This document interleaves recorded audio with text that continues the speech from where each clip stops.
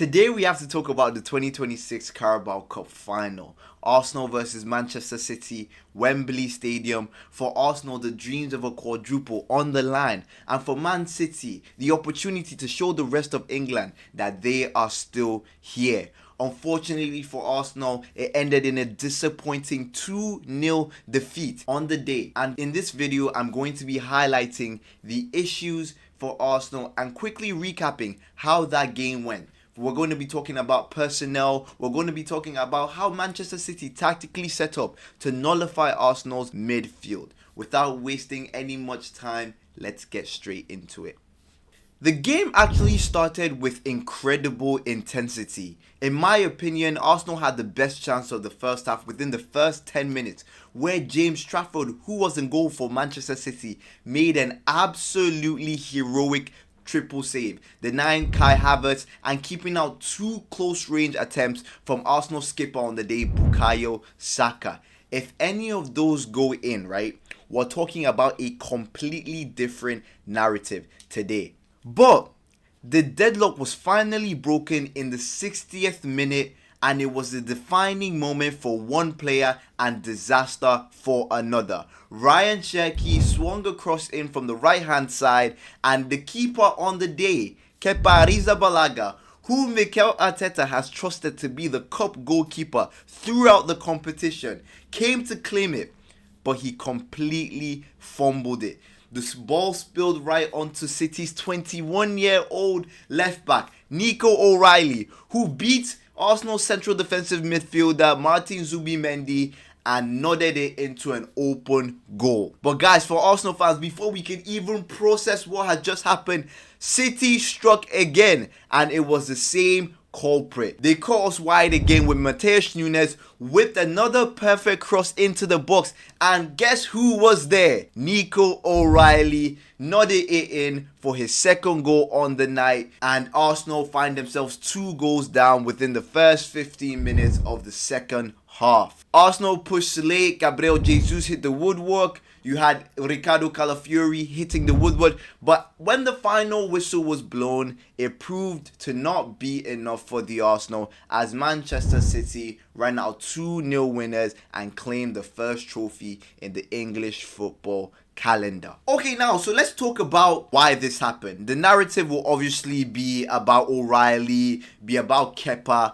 but first of all, tactically, Manchester City won this game by pressing. While in the first half, I think Arsenal, on the balance of play, were maybe the better team. They started very well. They started very lively. There was a lot of intensity. The game was being played in Manchester City's half. But guys, in that second half, Pep Guardiola instructed Manchester City to press higher. Pep Guardiola, you could tell that he wanted the game to be played in Arsenal's half. The press conference from Mikel Arteta after the game, he said they suffocated us in that second half. The first 15 minutes of the second half, Manchester City suffocated Arsenal, and that's no coincidence. That is from pure coaching. Mikel Arteta accepting that his former mentor, Pep Guardiola, instructed his boys to suffocate Arsenal with their press. So now, City didn't just press to win the ball high up, right? They pressed with specific intention.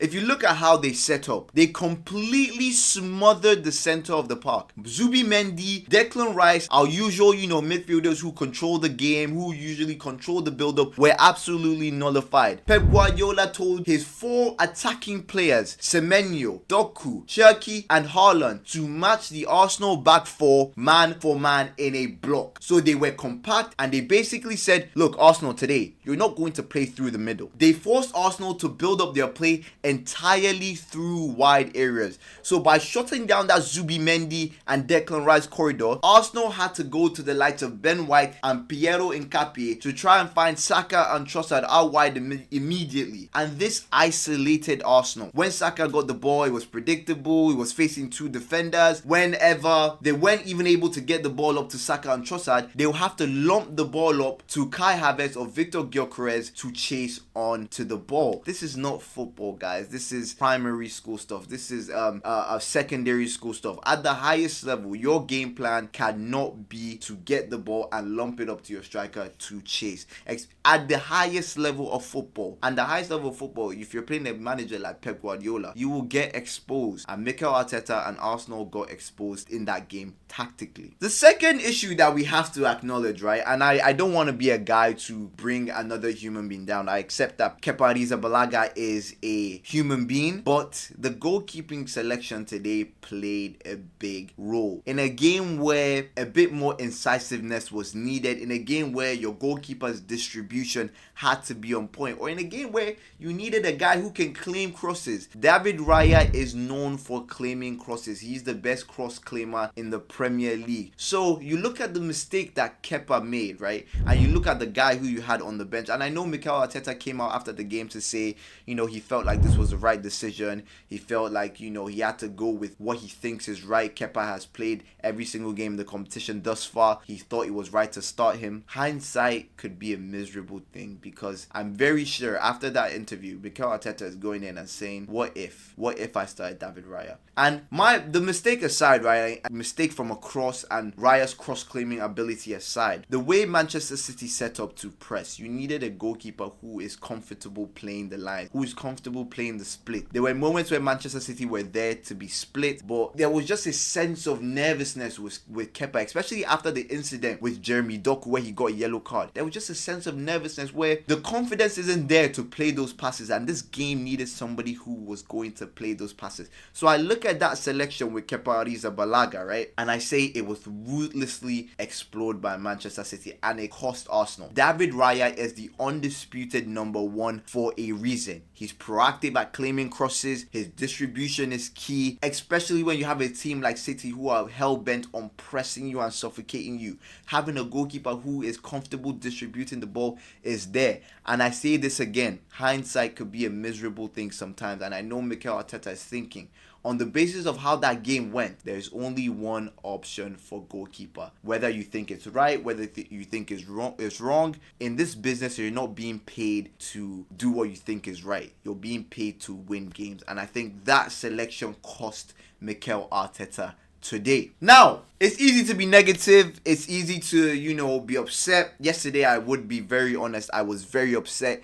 If you see my post-game reaction, I was upset because I felt like, there are times where you put your hope in this Arsenal team and they eventually just let you down. There are times where, you finally start to think Arsenal on the biggest stage, everyone in the Premier League is watching, go announce yourself, let everyone know that forget the haters, forget the critics, we are undisputedly the best team in the Premier League. Unfortunately, that was not the case, and a lot of Arsenal fans will be upset, right? But now that the emotions have gone down, the aftermath of this isn't like despair for me. It's a reality check. City's young academy talents are deep and we need to react. Arsenal was still 9 points clear. We're still in the top of the Premier League. This is a big disappointment. And like Declan Rice said, we're going to use this as fuel to finish the season strong. I think the messaging from the Arsenal camp is exactly what you want to hear, that, we're not going to dwell on this. We were still fighting in 3 other competitions. You have the Champions League, you have the Premier League, you have to go and wrap up, and you have the FA Cup. So a treble is still on the cards. So this is kind of a reality check from Arsenal where you're seeing that, guys, we're not perfect. We're not, the quadruple is not what we're meant to do. Let's go wrap up the Premier League, wrap up the FA Cup, wrap up the Champions League and finish the season strong. And mind you, they have an opportunity to atone for their sins from the Carabao Cup Final, because they will be playing Manchester City at the Etihad on April 19th. Now, that's another cup final. That's going to be the biggest game of the season, because I think these Manchester City players, the way they played yesterday, I know a lot of them have a lot of confidence going into that. And Arsenal, that is more than a must win. That is a must. It's one of those games where if you don't get 3 points, you die on the pitch. You have to, after that game, Arsenal players have to have played that game and have felt that I've given my all and I can't even walk off the pitch. Because the way Man City reminded Arsenal in this Carabao Cup Final that you guys, in as much as, you were first in the Champions League, you're first in the Premier League, you might be 9 points clear, you're still our boys. Ryan Cherky juggling the ball, showboating against the Arsenal team. You have to go there and punish them. You have to go there and get a result. You have to go there and get 3 points. But yes, guys, that's my recap from the game. I'm very disappointed in the Arsenal team. I think this was a game where Man City were there for the taking. Considering the way we started the first half, I think we played really well in the first 15-20 minutes of the half. We looked lively, but unfortunately it was not our day. But guys, the season is not over. There's still a lot of matches to be played, a lot of football to be played. Arsenal are going to be battling in the Premier League, going to be battling in the Champions League, and you have FA Cup fixtures coming up. So let me know what you thought about that Carabao Cup performance. Let me know what you thought lost the game for Arsenal, and let me know what you think Arsenal can do going forward to ensure that they wrap up the Premier League and also possibly bring home either the FA Cup or the Champions League. But guys, that's all I have for you today. Make sure you hit that subscribe button. Make sure you like. Make sure you share to all your Arsenal friends and ask them to comment as well what they think Arsenal could do going forward. But I hope you guys are recovering from that damning performance, and I hope you guys have a good rest of your week and international break. See you guys soon.